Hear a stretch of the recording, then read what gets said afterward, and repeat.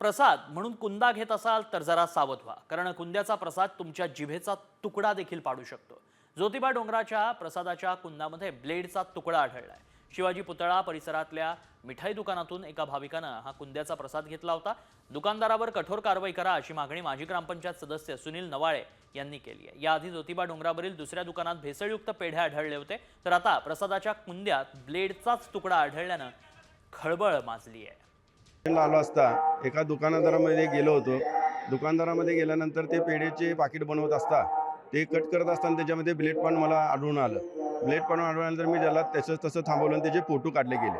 ज्या भाविकाचे जर आरोग्याशी कोण खेळत असेल तर त्याच्या विरोधात मी कारवाई करायला जिल्हाधिकाऱ्यांना भाग पाडला। हा जो मुद्दा आहे की आता फक्त विक्रीसाठीच लोक ठेवत असतात, पण त्यात काय विकतात आणि काय विकत नाहीत याचा कुठलाच प्रकारे लोकांना सुद्धा त्याचं हे गांभीर्य नाही आहे। पण कसं आहे, खव्यामध्ये ब्लेड सापडले, लहान मुलं प्रसाद म्हणून खातात, मोठी माणसं खातात, लेडीज खातात, म्हणजे चुकून सुद्धा ते ब्लेड समजा त्यांच्या पोटात वगैरे गेलं तर ते खूप अपायकारक आहे।